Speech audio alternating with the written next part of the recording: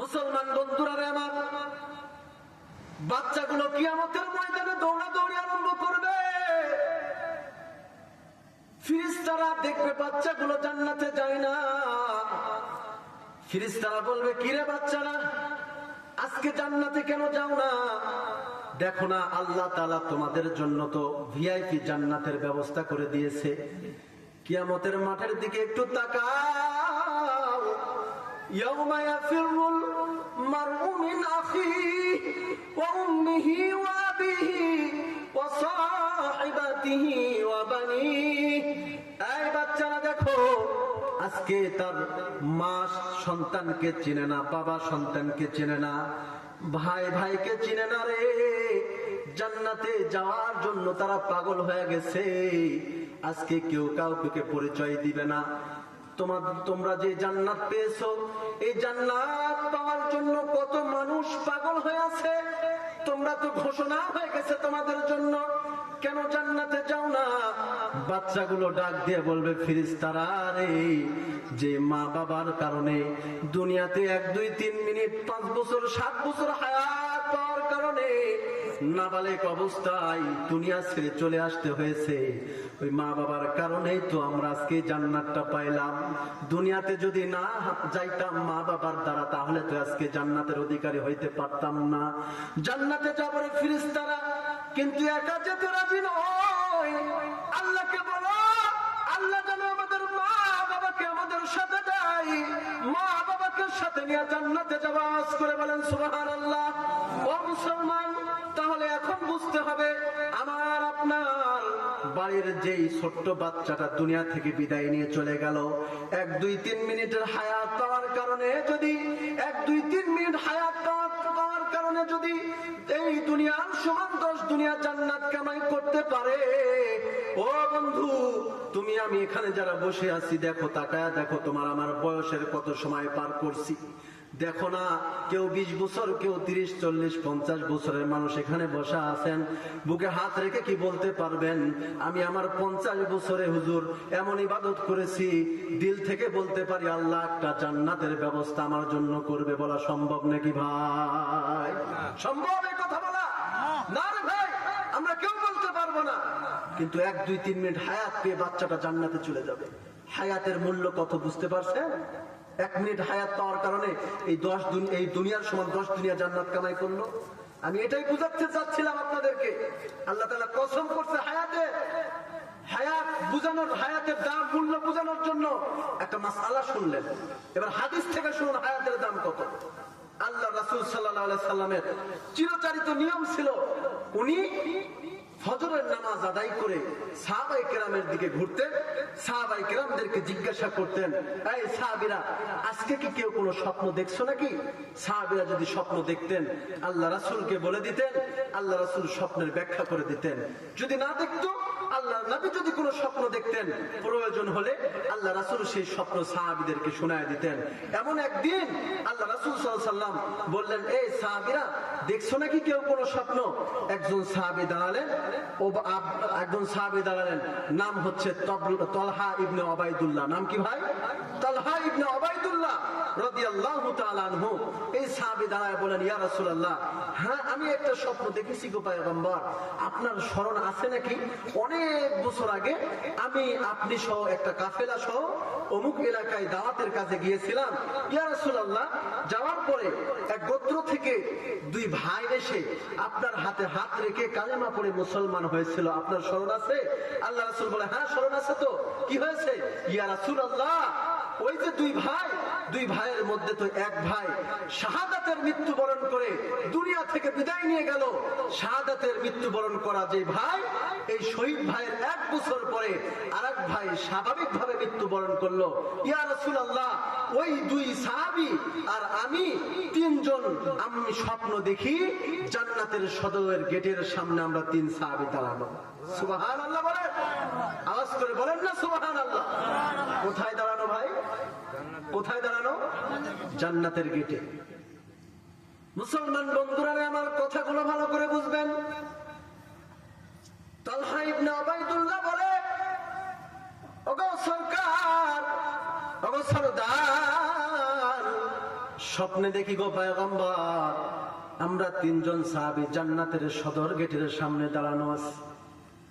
অনেকক্ষণ আমরা দাঁড়ায় দাঁড়ায় জান্নাতের গেটের কারুকার্যগুলো দেখতেছিলাম। ওগো আল্লাহর নবী, হঠাৎ করে দেখলাম জান্নাতের সদর গেটটা খুলে গেল। আল্লাহু আকবার। জান্নাতের সদর গেট খুলে গেল। জান্নাতের মধ্যে থেকে একজন ফেরেশতা বের হয়ে আসলো। ফেরেশতা বের হয়ে এসে যেই ভাইটা স্বাভাবিকভাবে 1 বছর পর মৃত্যুবরণ করেছে, ওই ভাইয়ের হাতটা ধরে ফেরেশতা বলল, ও আল্লাহর বান্দার কতক্ষণ বাইরে ওয়েটিং করবা, অপেক্ষা করবা?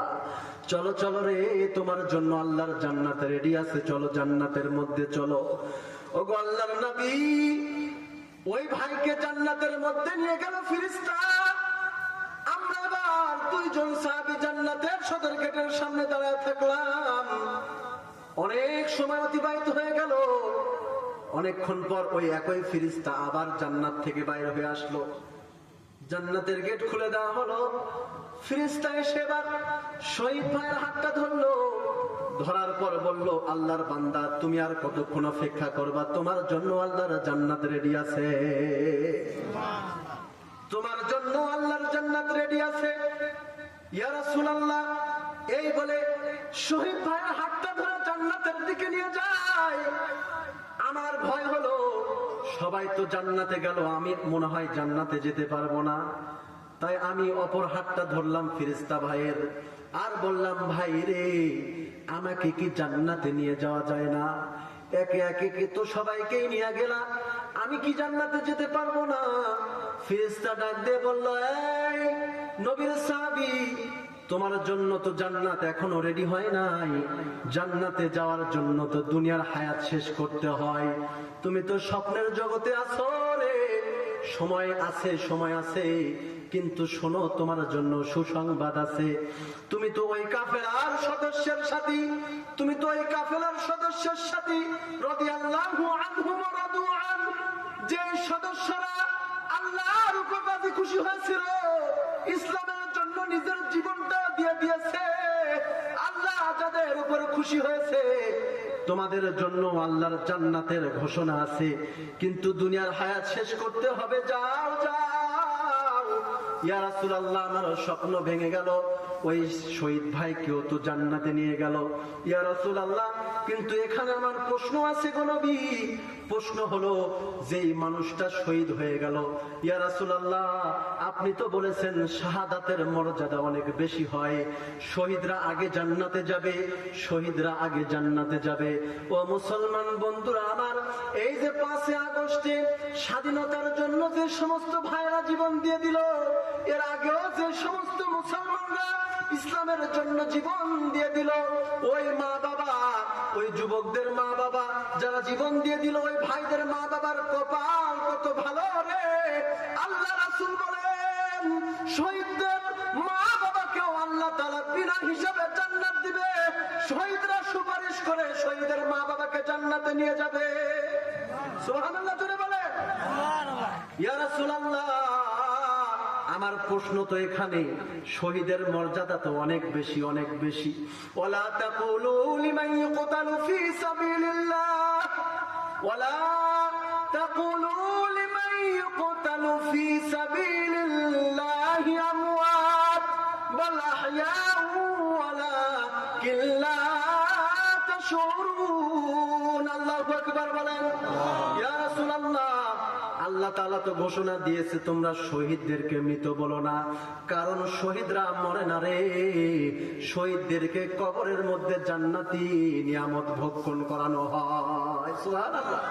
ইয়া রাসূলুল্লাহ, ইয়া হাবিবাল্লাহ, আমার প্রশ্ন এখানে, শহীদদের এত মর্যাদা, এত মর্যাদা, তাহলে শহীদ ভাই কেন করে জান্নাতে গেল?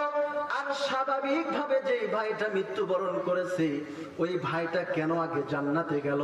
আমার বুঝে আসে নাই। আল্লাহর নবী বলে, কেন রে সাহাবী তলহা, তোমার সহজ বিষয়টা কেন বুঝে আসে না? এই সাহাবী, শহীদের মর্যাদা তো আলাদা, সেটার কথা আলাদা, আলাদা বিষয় সেইটা। কিন্তু শহীদের 1 বছর পর যেই ভাইটা মৃত্যুবরণ করলো স্বাভাবিকভাবে, বলো না তলহা, 1 বছরে কি সে নামাজ বেশি আদায় করে নাই? কি বলেন আপনারা?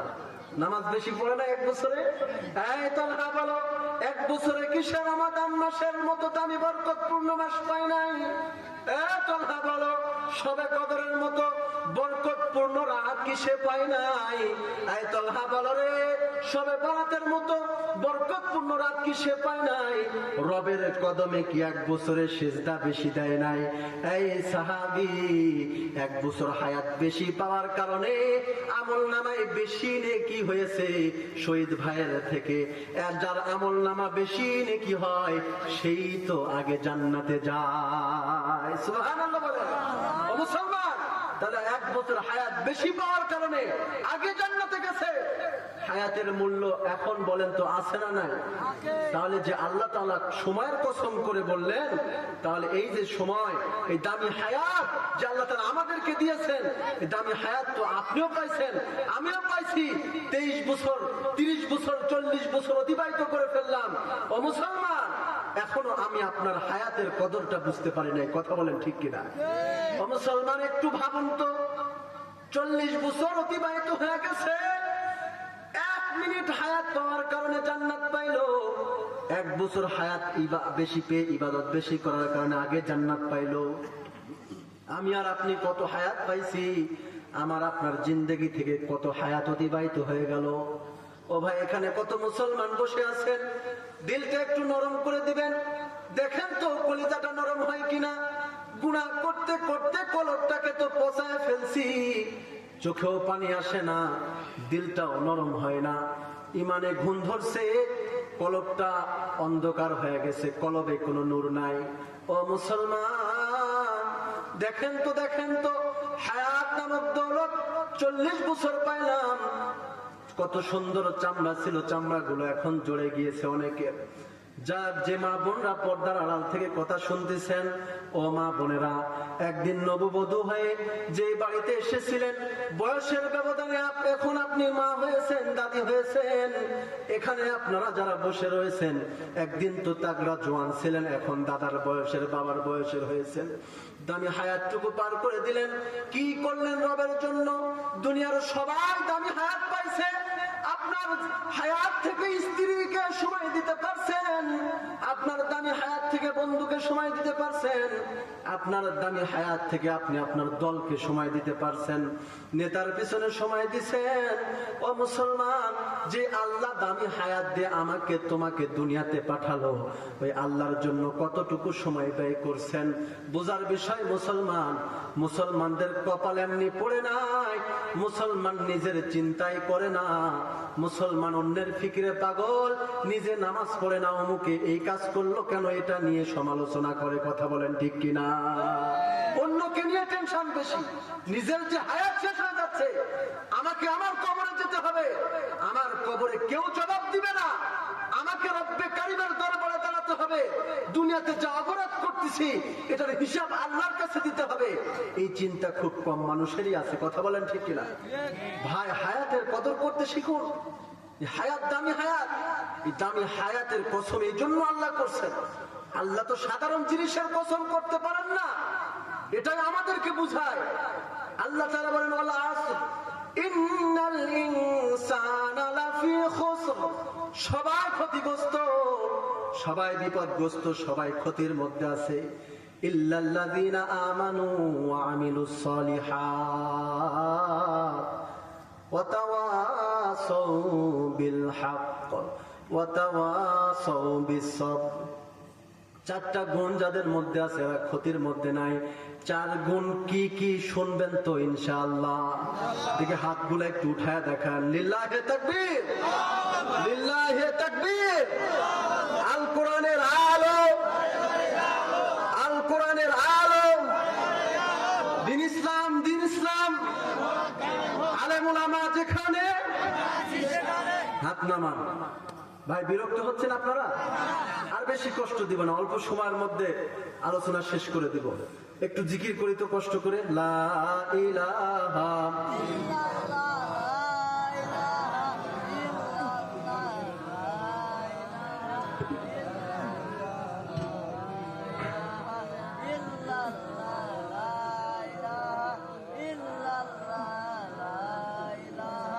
লা ইলাহা ইল্লাল্লাহ লা ইলাহা ইল্লাল্লাহ মুহাম্মাদুর রাসূলুল্লাহ।